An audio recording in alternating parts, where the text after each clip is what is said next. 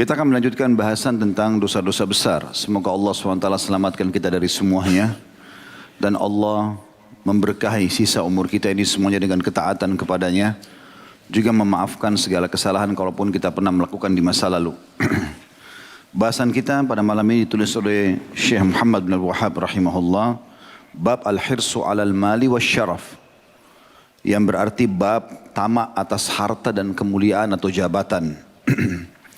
Beliau mengangkat sebuah hadis yaitu dari Ka'ab radhiyallahu anhu secara marfu, ma dhi'bani ja'i'ani ursila fi zaribati ghanamin bi afsada laha min hirsil mar'i 'ala al-mali wasyarafi lidini. Sahahahu At-Tirmidzi. Tidaklah dua serigala lapar yang dibiarkan di kandang kambing lebih merusak baginya daripada tamaknya seseorang atas harta dan kemuliaan atau jabatan yang merusak agamanya. Hadis ini disahihkan oleh Tirmidzi di nomor 2376 dan disahihkan oleh Syekh Albani dalam silsilah hadis sahih atau dalam Sahihul Jami' nomor 5620. Hadis ini sebelum panjang lebar kita jelaskan saudaraku seiman. Nabi SAW seringkali dalam penyampaian beliau menyampaikan contoh-contoh dan perumpamaan agar lebih mudah untuk difahami. Salah satunya adalah hadis yang baru saja kita bacakan. Nabi SAW bisa saja langsung menyampaikan orang yang tamak terhadap harta dan juga jabatan maka dia akan merusak agamanya. Tapi hal seperti ini tanda kutip seperti kurang menggigit. Maka Nabi SAW menjelaskan tidaklah dua serigala yang lapar. Kalau serigala lapar itu liar sekali. Dia akan menerkam mangsanya gitu kan. Mencabit-cabit dagingnya dan seterusnya. Yang dibiarkan di kandang kambing. Jadi kalau di luar pun serigala itu akan sangat liar. Dan bisa menerkam kambing atau domba setiap saat. Apalagi kalau lagi lapar. Ya, dan mengejarnya. Apalagi kalau dilepas di dalam kandang. Maka kambing tidak bisa lari kemana-mana. Itu masih lebih ringan dibandingkan tamaknya seseorang atas harta dan kedudukan atau kemuliaan yang merusak agamanya. Perlu kita garis bawahi tentunya ada titip pesan dalam hadis ini yang merusak agamanya. Teman-teman sekalian ada pertanyaan untuk lanjut kita bahasan ini tentunya. Apakah Islam melarang kita untuk memiliki harta dan kedudukan ataupun jabatan atau kemuliaan? Jawabannya tentu tidak. Islam membolehkan itu. Bahkan menganjurkan setiap penganutnya selalu mengejar prestasi-prestasi terbaik dari dunia ini. Dia dianjurkan menjaga nama baiknya, mengejar yang terbaik yang dia bisa miliki dari harta, kedudukan, nama yang harum, keturunan, pasangan hidup. Semuanya kita disuruh yang terbaik. Sudah sering kita sebutkan hadis Nabi SAW. Kalau di tangan seseorang di antara kalian ada bibit tanaman dan dia tahu besok kiamat, tetap dia tancapkan. Abdullah bin Umar Anwar pernah menanam bibit kurma di umur yang sangat tua. Kemudian orang-orang di sekitarnya bertanya, untuk apa anda menanam pohon kurma ini? Kecil, sekian tahun baru tumbuh, mungkin anda tidak bisa menikmati. Maka sebagai seorang muslim dan mukmin yang faham agamanya, beliau menjawab, mengatakan, kalau tidak bermanfaat untukku maka akan bermanfaat bagi orang yang datang setelahku. Artinya buahnya dan pohonnya. Tapi aku akan dapat pahalanya. Berarti ada prestasi-prestasi yang kita boleh untuk try. Tetapi penutupan hadis ini menjadi jawabannya. Kalau sampai harta tersebut, jabatan tersebut tidak halal buat kita, bukan hak kita di situ, atau kita meraihnya dengan cara-cara yang salah, itulah yang masuk dalam hadis ini. Karena kalau tidak dijelaskan seperti ini, batasannya dulu, nanti orang kalau membaca hadis ini saja berarti orang tidak bisa punya harta, orang nggak bisa punya kemuliaan, karena nanti akan berbahaya merusak agamanya. Padahal bukan itu yang dimaksud. Yang dimaksud adalah kalau sampai jabatan tersebut, harta tersebut, kedudukan tersebut merusak agama, dalam arti kata dimulai dengan kemaksiatan, dengan sikut sana, sikut sini hanya dapat jabatan, atau dengan mengambil harta dengan cara apapun walaupun itu haram, manipulasi data, menipu. Nah ini yang dimaksud. Maka ini yang dianggap atau masuk dalam kategori dosa besar. Oleh itu teman-teman sekalian, kita akan lebih jauh membahas insya Allah di 2 poin kurang lebih saya akan membahasnya. Yang pertama dari sisi bagaimana Islam memotivasi kita untuk menjadi orang yang sukses. Misal kita lihat firman Allah Subhanahu wa taala yang kekal ditilawakan oleh orang beriman di dalam surah Al-A'raf ayat 32. Antum silakan buka itu. Saya bacakan Al-A'raf 32. A'udzu billahi minasyaitonir rajim. Kul man harrama zinatallahi allati akhraja li'ibadihi wat-tayyibati minar rizq. Qul hiya lilladina amanu fil hayatid dunya khalisatan yaumal qiyamah.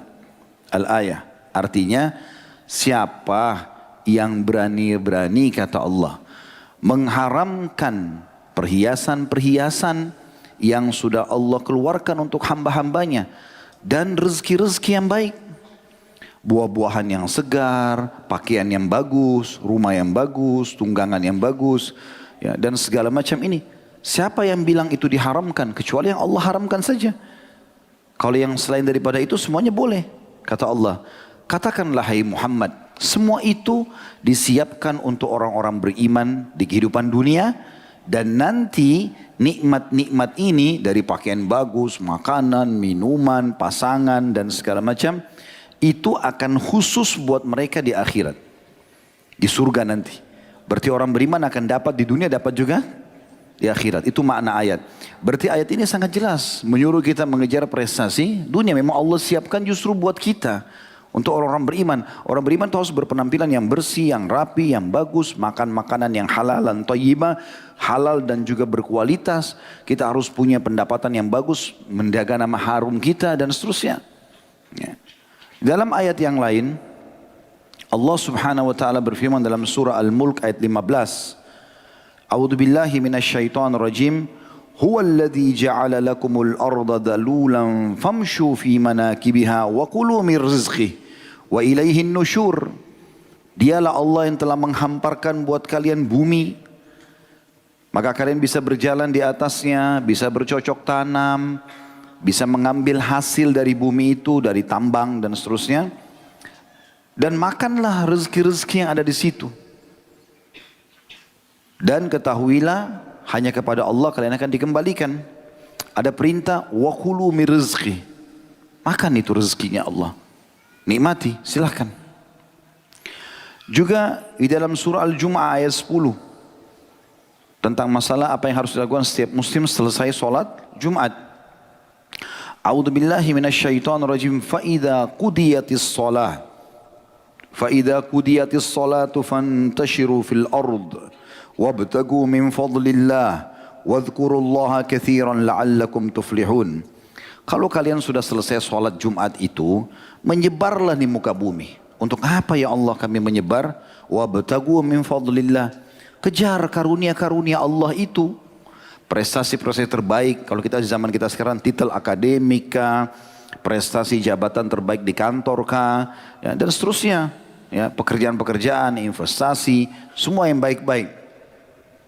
Dan ingatlah Allah, atau berzikirlah kepada Allah dengan zikir yang banyak. Maksudnya ikutkan pekerjaanmu, menikmati rezeki itu dengan sesuatu yang benar. Ingat kalau itu haram jangan, kalau halal silahkan. 5 huruf ini harus selalu kita jaga. Halal, ya, haram, dua-duanya 5 huruf. Ya. Halal nikmati, haram jauhi. Ya. Kata Allah, agar kalian termasuk orang-orang yang beruntung. Tentu banyak ada ayat-ayat Al-Quran seperti ini ya. Kita langsung pindah kepada hadis Nabi alaihi salatu wassalam. Di antaranya adalah hadis yang sahih riwayat Imam Bukhari. Kata baginda Nabi sallallahu alaihi wasallam, "Ma akala ahadun ta'aman khairan min an ya'kula min amali yadihi, wa inna nabiyallahi Dawud kana ya'kulu min amali yadihi." Tidak ada sesuatu makanan yang dikonsumsi oleh seseorang lebih baik buat kesehatannya, buat nama baiknya, daripada yang dia dapatkan dari hasil kerja tangannya. Dan ketahuilah Nabi Allah Daud yang terkenal sangat saleh dan patuh kepada Allah, dia selalu makan dari hasil tangannya sendiri.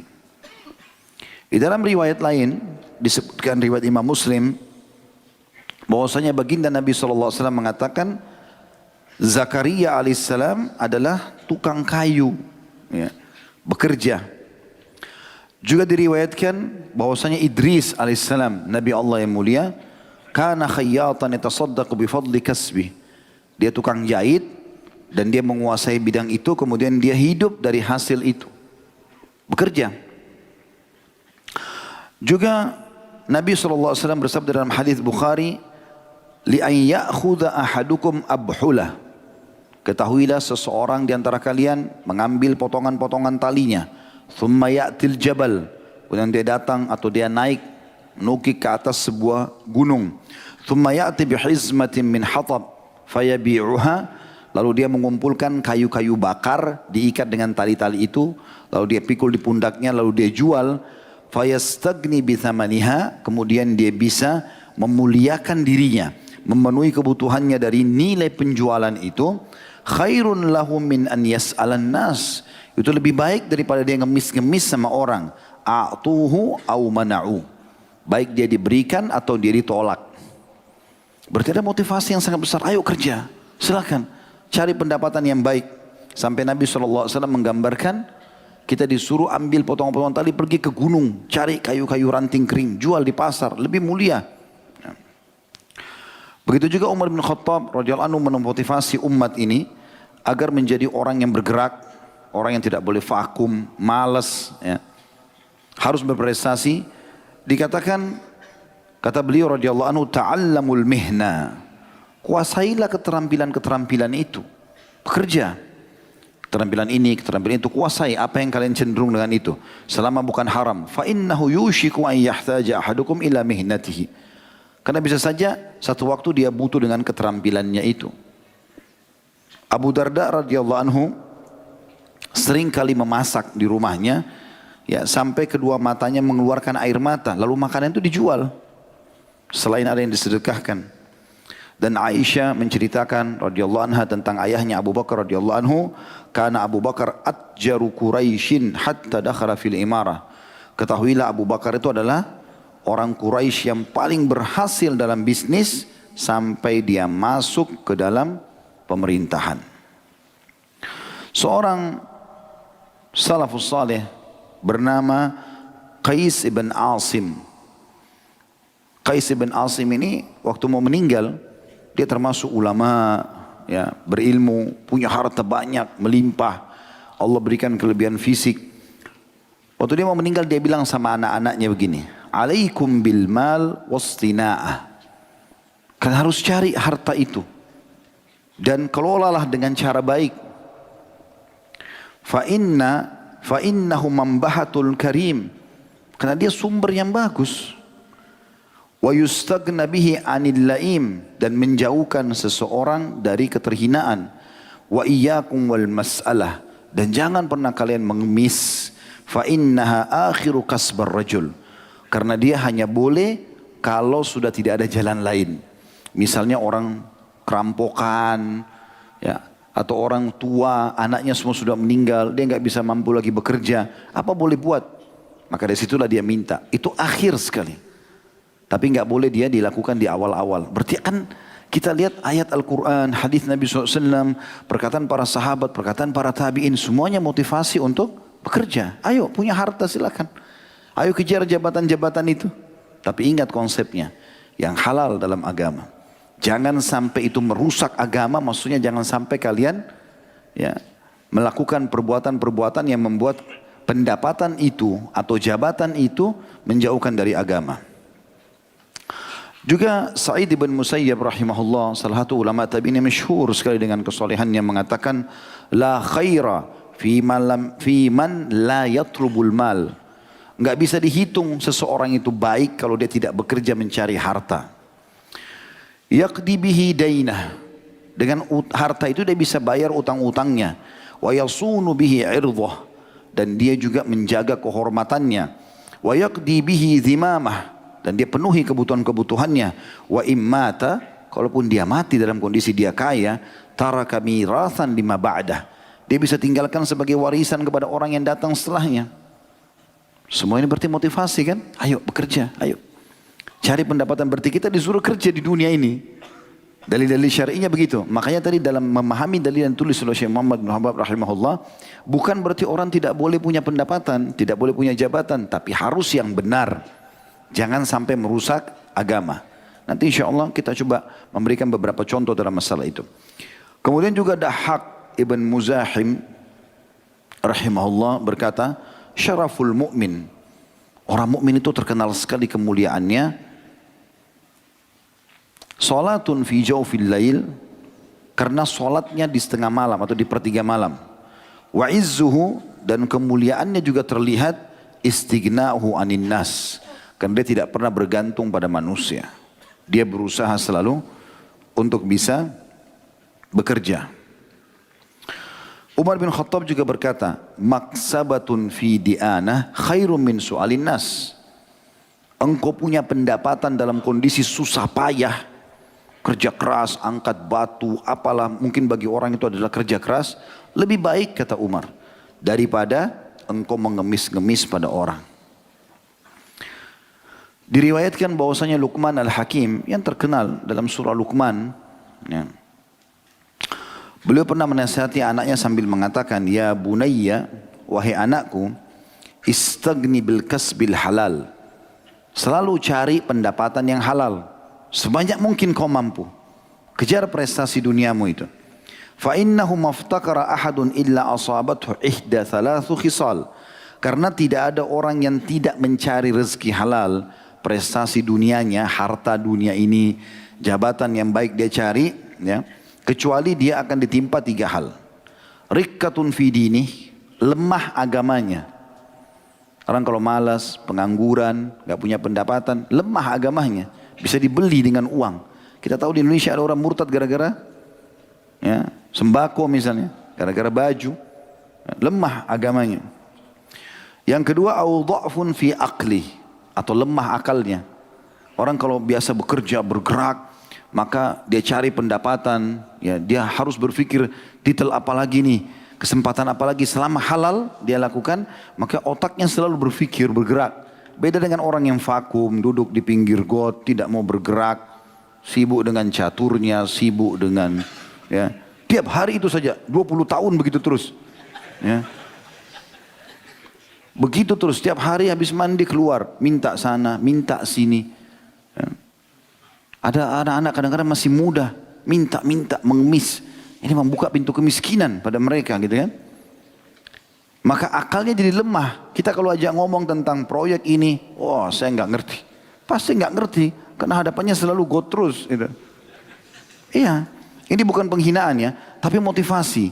Kenapa harus ada vakum? Tidak boleh vakum umat Islam, bergerak. Bekerja mulia walaupun berat gitu loh. Ya. Lalu dikatakan, awwahaun fi muru'ati, atau kehormatannya tercoreng. Biar dia tampan, biar dia cantik, begitu orang tahu nggak ada sekolahnya, ya. Atau misalnya nggak ada pekerjaannya, orang langsung jatuh di matanya manusia. Ya. Tapi begitu dia belum datang, siapa ini? Oh ini dia S2, oh ini S3, mungkin kalau ada S4 dia S4 gitu kan. Siapa si fulan? Oh dia punya usaha ini, dia punya usaha itu. Belum ketemu orang sudah merasa, oh ini orang ada kedudukan gitu kan. Maka itu contoh, ini dikatakan waha fi muru'ah. Jadi kehormatannya itu ada. Wa a'zam min hadha. Dan yang paling lebih bahaya daripada itu semua adalah istighfafun nasu bihi. Manusia akan anggap remeh dia. Padahal kita semua punya potensi sama kan? Sama-sama punya waktu 24 jam, sama-sama punya 2 mata, sama-sama punya 2 tangan, kita punya potensi yang sama. Kecuali ada orang cacat itu berbeda. Tapi kita bicara normalnya, umumnya manusia normal gitu kan? Sebagian orang yang diuji oleh Allah Subhanahu wa taala. Berarti semuanya kita bisa mendapatkan prestasi sebagaimana orang lain dapat prestasi. Selalu kita bisa motivasi diri kita mengatakan kenapa dia bisa, kenapa saya enggak bisa. Ini namanya ghibthah dalam agama. Pernah kita jelaskan. Hasad, iri, ya, dibagi 2 oleh ulama. Ada hasad yang memang murni dosa, yaitu orang iri melihat prestasi didapatkan oleh seseorang atau kelebihan, lalu dia berharap hilang dari dia. Ini haram hukumnya. Kata Nabi SAW, hati-hati kalian dengan hasad seperti ini, karena dia bisa membakar pahala sebagaimana api membakar kayu bakar. Tapi ada ghibtah. Ghibtah itu kita lihat ada kelebihan prestasi pada orang. Dia kaya raya, dia berilmu, dia apa saja. Lalu kita berharap Allah berikan kepada kita yang sama atau lebih tanpa mengharapkan hilang dari orang yang tersebut. Namanya ghibtah. Yang kata Nabi SAW tidak boleh hasad kecuali pada dua. Seseorang yang Allah berikan di Al-Quran, ilmu agama, maka dia sibuk membacanya, mengajarkan dan seterusnya siang dan malam. Dan kedua adalah orang yang Allah berikan harta dan dia sibuk menginfakkan siang dan malam. Maka kita boleh ghibtah. Kita minta, ya Allah berikan saya kekayaan sebagaimana Engkau berikan kepada dia. Berikan saya ilmu sebagaimana Engkau berikan kepada dia. Maka itu boleh. Tanpa berharap nikmat itu hilang dari orang tersebut. Nabi SAW, itu tadi wasiat Luqman yang mulia ya. Harusnya kita jadikan sebagai pegangan. Hai anakku, ketahuilah selalulah mencari ya, pendapatan yang halal. Karena tidak ada orang yang meninggalkannya kecuali tertimpa satu dari tiga penghinaan. Yang pertama lemahnya agamanya, yang kedua lemahnya akalnya, yang ketiga tercoreng kehormatannya. Dan Nabi SAW di dalam riwayat Imam Ahmad dan disahihkan oleh beliau, ya, dikatakan atau Nabi SAW bersabda, ta'awwadhu billahi minal faqri wal qillati wal dhillah. Selalulah berlindung kepada Allah dari kefakiran, miskin. Minta kepada Allah jangan fakir, jangan miskin itu. Wal qillah, kekurangan. Wal dhillah, dan kehinaan. Maknanya apa? Berarti ayo mulia, ayo bekerja. Ayo kejar prestasi terbaikmu di dunia. Gitu kan? Seperti itulah. Tapi yang penting konsepnya sekali lagi halal. Hak antum. Jangan ambil haknya orang lain. Ya. Seperti banyak terjadi yang saya bilang tadi. Contoh-contohnya. Ada orang bekerja di satu perusahaan misalnya. Dia begitu bekerja, dia keliru. Sebenarnya statusnya sebagai pegawai. Tapi dia keliru. Dia menganggap dirinya sebagai pemilik. Sehingga dia mengambil apa saja dari perusahaan. Ini jadi pencuri. Haram. Gitu kan? Dia gunakan kepintaran kecerdasannya dalam mengambil harta orang lain. Atau dia menipu. Ya, mengambil uang, mengambil produk-produk dan segala macam. Ini nggak boleh. Ada orang menjabat misalnya di jabatan pemerintahan. Lalu dia tunggangi jabatannya untuk mengambil pendapatan haram. Ini semua tidak boleh. Gitu kan? Ini haram hukumnya. Tapi dia bisa tunggangi jabatannya untuk mendapatkan prestasi-prestasi yang terbaik. Gitu kan? Di Indonesia ini Masya Allah ada sebenarnya. Tapi tidak nampak orang-orang itu. Karena memang saya pernah ketemu dengan beberapa pejabat kita sendiri. Boleh minta kepada saya, bisa Ustaz, saya mau bicara 4 mata. Di ruangan, di rumah dinas. Baik, saya bilang silakan. Ngobrol, ternyata dengan sedih beliau menyampaikan gitu. Saya Ustaz punya gaji sekian. Sebagai kedudukan seperti ini. Saya tidak ada pendapatan kecuali ini. Keluarga saya membutuhkan pendapatan yang lebih besar. Sering kali orang menawarkan saya minta pekerjaan ini, minta pekerjaan itu, lalu saya akan diberikan sesuatu. Apakah itu halal atau tidak? Saya bilang, Bapak kalau memang menjabat, memang sudah memilih menjabat di pemerintahan, ya harus menjalankan sesuai dengan itu. Anda mau berbeda ya jadi pedagang. Bebas mengelola harta gitu kan. Tapi kalau jadi pemerintah sudah ditentukan gajinya, ditentukan pekerjaan, tidak boleh Anda dapat pendapatan yang lain. Gitu kan. Apalagi memuluskan pekerjaan orang hanya untuk mendapatkan keuntungan dari situ. Nanti bisa jadi pendapatan haram itu. Gitu kan. Contoh saja. Juga Nabi SAW dalam riwayat An-Nasai dan Abu Dawud bersabda, Allahumma, beliau baca doa ya, beliau mengatakan, Allahumma inni a'udzubika minal ju' fa innahu bi'sad daji'. Ya Allah, aku berlindung kepadamu agar jangan aku tertimpa kelaparan, karena dia seburuk-buruk keadaan. Dan dalam riwayat lain Nabi SAW bersabda, Allahumma inni a'udzubika minal ajzi wal kasal.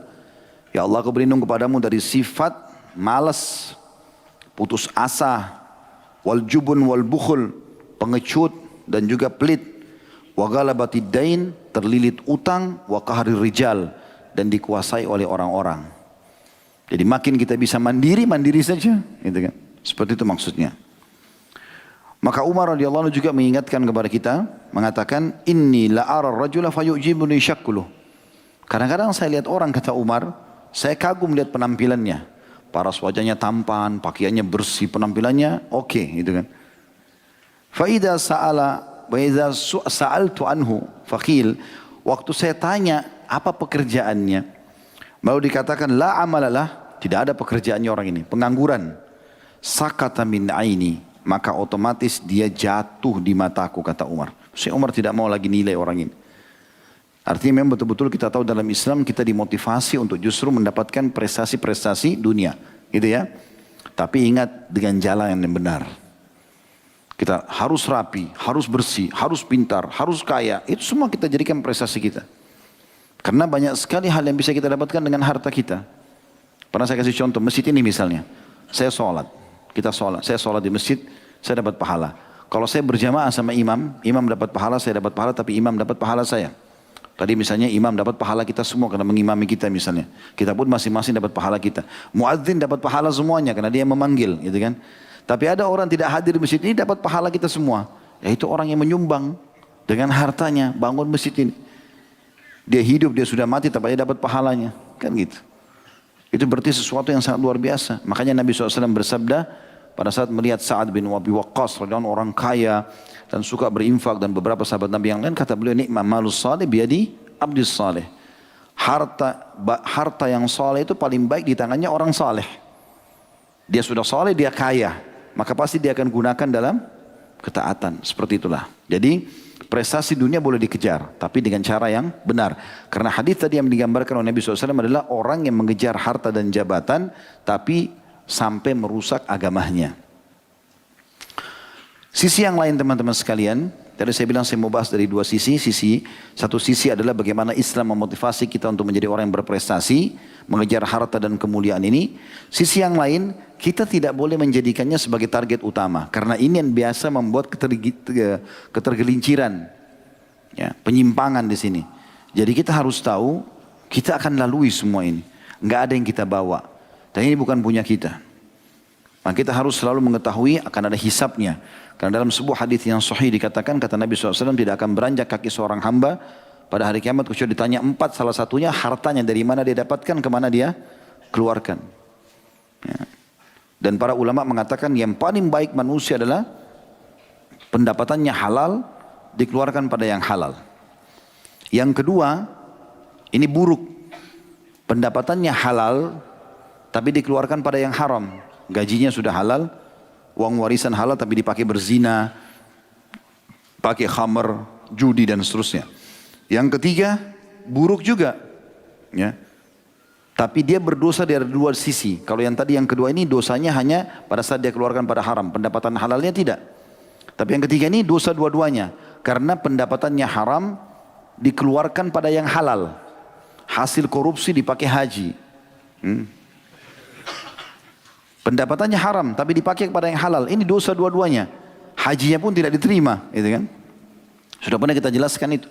Hadis Nabi SAW yang dihasankan oleh para ulama hadis, kalau seseorang itu pergi haji dengan pendapatan halal, mulai pada saat dia injakkan kakinya di sebuah lembah, lalu dia mengatakan labbaika wa sa'daik, aku menjawab panggilanmu dan kemuliaan untukmu ya Allah, maka malaikat akan menyeru, ya.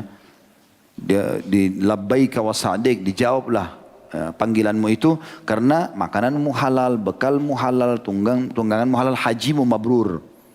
Sementara kalau orang pendapatan haram dia pergi haji, gitu kan, dari hasil riba, dari korupsi, dari manipulasi, dari apa saja misalnya, kemudian dia pergi haji, maka kalau dia injakkan kakinya di lembah, kata Nabi SAW, lalu mulai dia mengatakan labbaika wa sa'daik, labbaik Allahumma labbaik, ya Allah, ya saya menjawab panggilanmu dengan santun, maka malaikat menjawab, la labbaika wa la sa'daik. Enggak ada jawaban panggilan hajimu, tidak ada kebahagiaan untukmu. Karena makananmu haram, tungganganmu haram, pakaianmu haram, gitu kan? Dan hajimu tidak akan diterima. Itu hadis, ya, Nabi SAW.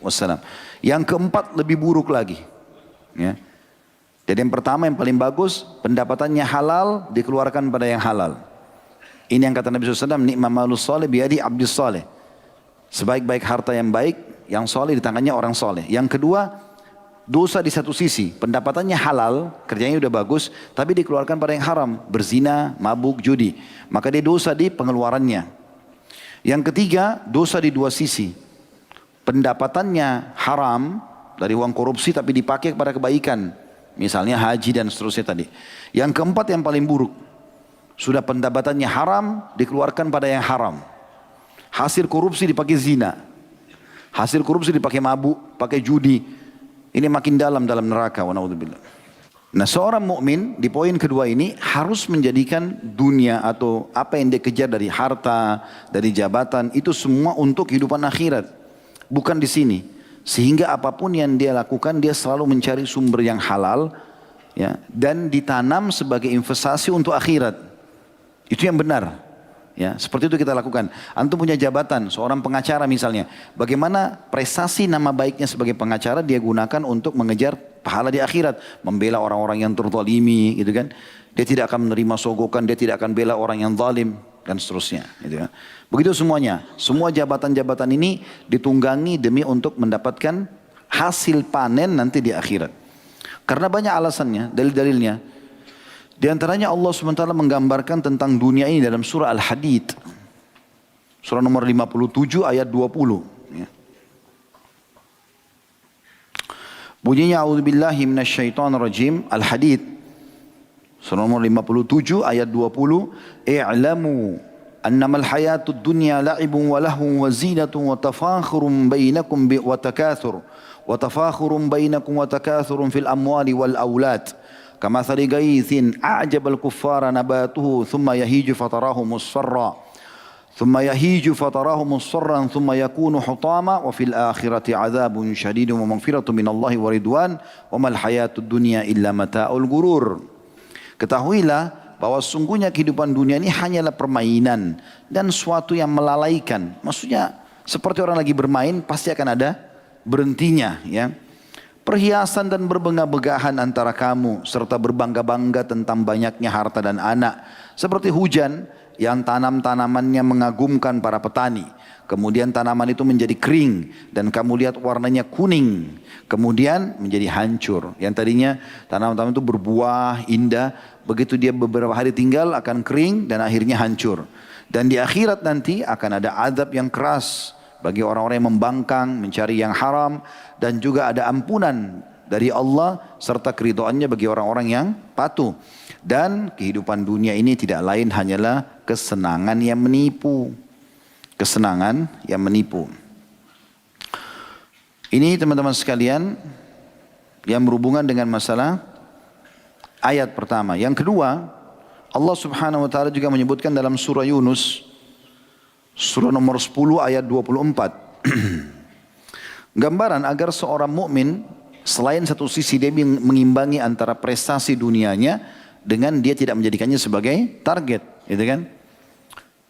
Bunyinya a'udzubillahi minasyaitonirrajim innama mathalul hayatid dunya kama'in anzalnahu minas sama'i fakhtalata bihi nabatul ardi mimma ya'kulun nasu wal an'amu hatta idza akhadhatil ardu zukhrufaha وزينت وظن أهلها أنهم قادرون عليها أتاها أمرنا ليلا أو نهارا فجعلناها حصيدا كأن لم تغن بالأمس كذلك نفصل الآيات لقوم يتفكرون. Artinya perumpamaan kehidupan dunia ini seperti air yang kami turunkan dari langit, air hujan. Maka dia pun, ya, jatuh ke bumi kemudian menumbuhkan banyak biji-bijian dari bumi tersebut. Ya, hasil pohon-pohon, buah-buahan yang dimakan oleh manusia dan juga hewan-hewan. Dan ketika bumi itu sudah menjadi indah dan terhiasilah dengan tanaman-tanaman yang indah dan penghuninya mengira bahwasanya mereka mampu untuk panen, maka tiba-tiba datanglah, ya, perintah kami untuk menghancurkan semua itu di malam ataupun di siang hari. Maka kami jadikan dia binasa, hancur lebur seperti belum ada sebelumnya. Begitulah kami berikan perumpamaan bagi kaum yang mau berfikir. Maksudnya adalah dunia seperti itu keadaannya. Jangan kita jadikan sebagai target utama karena tidak ada yang kita tinggalkan. Kapan kita meninggal, orang hanya akan mengatakan, oh itu rumahnya dia, oh itu sepatunya, oh itu motornya, oh itu mobilnya, oh itu ini dan itu. Ya. Dia pernah jabatan ini. Antum dikenang ya sebulan pertama, 2 bulan, setahun. Sekarang di sini teman-teman, kita jujur yang hadir di sini. Apakah antum masih tahu prestasi apa yang dimiliki oleh kakek bapak antum? Tidak usah, ini kan kalau kakek kita ya, kakeknya ayah kita. Ya, di atas kita. Kita kadang bahkan tidak tahu namanya. Banyak yang saya tanya, siapa nama antum? Fulan. Nama ayah siapa ini? Nama kakeknya dia tidak tahu. Kalaupun tahu nama kakek, siapa namanya ayahnya kakek nggak tahu. Apalagi kalau kita tanya 7-8 jalur ke atas, dia bakal tidak tahu. Artinya ada saat di mana kita nggak dikenang lagi sama orang-orang. Belum tentu kuburan kita didatangi, belum tentu kita dikenang. Walaupun di zaman kita sangat luar biasa, berjaya.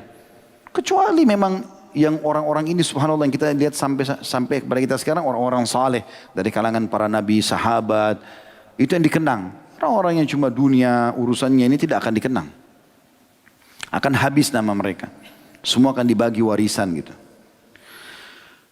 Nabi SAW menggambarkan dunia ini. Sekali lagi, selain satu sisi kita disuruh kejar prestasinya, tapi di sisi lain kita ya, diperintahkan untuk tidak menjadikannya sebagai target. Silakan kaya raya, silakan pintar, silakan sehat, tapi itu sebagai investasi ke akhirat. Sehingga selalu sifat kita nih di dunia ini kejar pahala apa lagi nih, pahala apa lagi dari orang di depan kita. Kalau kita punya duit sibuk membantu orang sana sini, gitu kan. Seperti itulah. Karena kata Nabi SAW, Wallahi mad dunya fil akhirah illa mathalu ma yajal ahadukum isba'ahu hadhihi fil yam falyandur bima yarja'. Hadis riwayat Muslim. Demi Allah kata Nabi SAW, dunia ini kalau mau dibandingkan dengan akhirat tidak akan pernah ya, bisa dibandingkan, karena perumpamaan dunia ini hanya seperti jari telunjuk seseorang di antara kalian yang dia celupkan ke dalam lautan lalu diangkat. Lihatlah berapa banyak tetesan air yang ikut di tangannya. Jadi maksudnya akhirat itu laut yang luas. Dunia ini hanya seperti air yang ada di jari kita yang kita celupin lalu kita angkat. Cuma sedikit yang tersisa. Begitu juga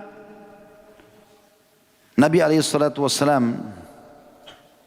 pernah melihat bangkai kambing di pasar. Kemudian menawarkan kepada para sahabat untuk membelinya, lalu mereka menolak. Memberikan gratis juga mereka menolak.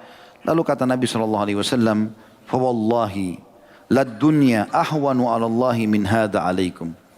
Ketahuilah kambing ini ya, atau dunia kalian masih lebih hina daripada kambing ini di hadapan Allah Subhanahu wa taala. Itu riwayat Tirmidzi. Hadis riwayat Imam Ahmad berbunyi, kata baginda Nabi SAW, "Inna mat'am ibni Adam ju'ila mathalan di dunia. Wa in kazzahahu wa mallahahu fandur atau fandur ila ma yasir." Sesungguhnya makanannya anak Adam yang kita makan ya, dijadikan perumpamaan tentang dunia ini. Bagaimanapun hebatnya dia bumbuhi, ya, sampai wangi, sampai warnanya bagus, dia berikan garam, lihat ujungnya menjadi apa. Lihat ujungnya menjadi apa. Seperti itu penyampaian Nabi SAW. Juga Nabi SAW bersabda kepada Dahhak ibn Sufyan radhiyallahu anhu, "Ma ta'amuk?" Apa makananmu? Qala ya Rasulullah al-lahm wal laban. Wahai Rasulullah, susu dan daging atau daging dan susu. Qala thumma yasiru ila madza? Setelah itu jadi apa itu? Qala ila ma qad alimta, seperti yang Anda sudah tahu ya Rasulullah. Pasti jadi kotoran maksudnya, tapi boleh dengan sopan mengatakan ini. Qala fa inna Allah ta'ala daraba ma yakhruj min ibni Adam mathalan di dunia. Ketahuilah Allah telah menjadikan perumpamaan yang keluar dari anak Adam, kotoran itu perumpamaan untuk dunia. Oleh karena itu teman-teman sekalian, kita dianjurkan ya, sebagaimana wasiat Jibril alaihissalam kepada Nabi Muhammad SAW, wasiat yang sangat mulia. Bunyinya itu, ya Muhammad, kata Nabi SAW, atani Jibril. Jibril satu hari pernah datang kepadaku. Faqal, lalu berkata, ya Muhammad, wahai Muhammad, ish ma syi'ta fa innaka mayyitun. Hidup sesukamu, tapi pasti kau akan mati nanti. Wa ahbib ma syi'ta fa innaka mufariku. Wa ahbib man syi'ta fa innaka mufariku. Cintai siapapun yang kau sukai, tapi tetap kau akan berpisah dengannya. Wa'mal ma syi'ta fa innaka majziyum bihi. Berbuat sesukamu, kau juga akan dibalas dengan perbuatanmu itu. Wa'lam anna syarafal mu'min qiyamuh. Ketahuilah kemuliaan seorang mukmin di salat malamnya, wa izzuhu istighna'u 'anil nas. Dan kemuliaannya dengan dia tidak bergantung pada manusia. Di dalam riwayat yang lain, dalam kita mencari pendapatan prestasi dunia, ini kaidah yang disampaikan oleh Nabi SAW dalam hadis riwayat Ibnu Majah dengan sanad hasan. Kata beliau, man ardan nasa bisakhatillahi wakkalahu Allahu ilan nas. Siapa yang membuat manusia ridho, haram nih, tapi nggak apa-apa deh. Ya, karena pejabat ini yang minta, karena orang ini yang minta misalnya. Siapa yang membuat manusia ridho, tapi itu mengundang murkahnya Allah, maka Allah akan menggantungkan dia pada manusia itu. Wa man askhatan nas biridallah, siapa yang sebaliknya membuat orang jengkel dan marah karena mencari ridhonya Allah, Allah haramkan tetap dia tidak mau jalankan, walaupun orang-orang itu minta, kafahullahu mu'aunatan nas. Maka Allah akan cukupkan dia dari ketergantungan dengan manusia. Juga teman-teman sekalian disebutkan di dalam riwayat yang lain, dan ini kaidah penting ya, supaya kita selalu ridho dengan apa yang Allah SWT berikan. Kata Nabi SAW dalam hadis Bukhari, disebutkan dalam adab mufrad, man asbaha minkum aminan fi sirbih. Siapa yang bangun pada pagi hari dia aman di tempat tinggalnya. Ini ada dua bacaan, sirbihi atau sarbihi. Semua bermakna tempat tinggalnya atau wilayah yang sedang dia ada. Aman. Mu'afan fi jasadi, sehat badannya. Indahu qutu yaumi, dia sudah bisa dapat makanan dia hari itu. Faka'annama hizat lahu dunya, seakan-akan dunia sudah berkumpul semua padanya. Kita tutup teman-teman sekalian dengan wasiat mulia dari Hasan Basri rahimahullah. Beliau mengatakan, aku tahu rezekiku tidak akan diambil oleh orang lain. Allah sudah tentukan, tidak akan pindah ke tangan orang lain. Karena itu hatiku selalu tenang. Aku tahu amalku tidak akan dikerjakan orang lain. Karena itu aku sibuk beramal saleh. Tidak mungkin ada orang yang sholat buat aku segala macam itu. Aku tahu Allah Ta'ala selalu memperhatikanku. Karena itulah aku malu jika Allah melihatku dalam maksiat. Aku tahu kematian sudah menungguku. Karena itulah aku selalu menambah bekal untuk hari pertemuanku dengan Allah. Beliau berprestasi dunia, seorang ulama, orang yang mampu.